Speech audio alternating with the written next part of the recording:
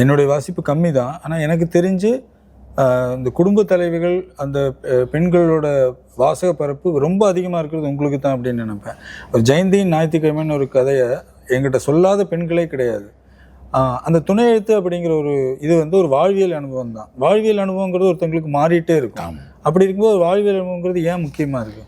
இல்லை, வாழ்வியல் அனுபவங்கிறது ஒரு பொது அடையாளம் தானே தவிர அதுக்குள்ளாடி வாழ்வினுடைய மறக்க முடியாத தருணங்கள் அல்லது கடந்து போன தருணங்களில் சில தருணங்கள் இனி திரும்பி வந்துடக்கூடாதுன்னு நினைக்கிறோம். அல்லது சில மகிழ்ச்சிகளை நாம் தவற விட்டுட்டோமேன்னு உணர்றோம். அப்போ வாழ்க்கையில் சில அடிக்கோடிட்ட தினங்கள் இருக்குது, அடிக்கோடிட்ட நிமிடங்கள் இருக்குது. அந்த நிமிடங்களை தான் நான் எழுத பார்க்குறேன்.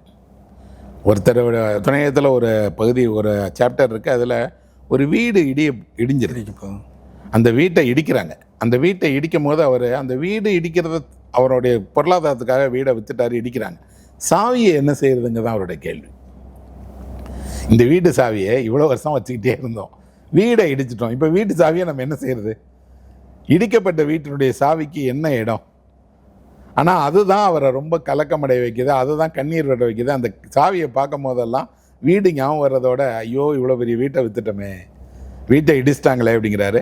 அந்த சாவியை அவரை துன்புறுத்துது. என்ன அப்படின்னா, நீ தோற்று போயிட்டையா, உன்னோட பண கஷ்டத்துக்காக பூர்வீக வீட்டை இடிச்சிட்டியா அப்படின்னு சொல்லி காட்டிக்கிட்டே இருக்கு. நான் அந்த சாவியில் ஒரு சாவியை வாங்கினேன், அது ஒரு கொத்து சாவி, அதில் ஒரு சாவியை எனக்கு கொடுங்க. என்ன எதுக்கு சார் அப்படின்னாரு. உங்களை நினைவு கொள்வதுக்கு எனக்கு இந்த சாவி தான் வேணும். இந்த ஒரு சாவியை நான் பார்த்தேன்னா உங்களை நினைவு கொள்வேன், உங்கள் வீட்டை நினைவு கொள்வேன். உங்கள் வீட்டுக்கு நான் வந்ததே கிடையாது, இடிச்சிட்டீங்க. ஆனால் இந்த சாவி ஒரு பெரிய கதையை திறக்கிற சாவி, உங்கள் வாழ்க்கையை திறக்கிற சாவின்னு. இது விகடனில் வந்தது. இதே பேருள்ள இன்னொருவர் வேற ஊரில் வீடு விற்றுருக்கார். பழனியப்பன்கிறவர் தான் அந்த கதையில் வரக்கூடியவர். அதே பழனியப்பன் வேற ஊரில் தான் வீட்டை விற்றுருக்காரு. அவருக்கு யாருக்குமே தெரியாதுன்னு நினச்சிட்டு இருந்த விஷயத்த நான் எழுதியிருக்கணுன்னே பழனியப்பன் எனக்கு தொலைபேசியில் சொல்கிறாரு, என் கதை உங்களுக்கு எப்படி தெரியும் அப்படின்னு. நான் சொன்னேன், இது உங்கள் கதை இல்லை, வீட்டை இழந்த எல்லாரோட கதையும் அதுதான். இன்னொரு வாசகர், அவர் அமெரிக்காவிலேருந்து என்னை தேடி வந்தவர், என்னோட அறையில் தேதியோ பார்த்துக்கிட்டே இருந்தார்.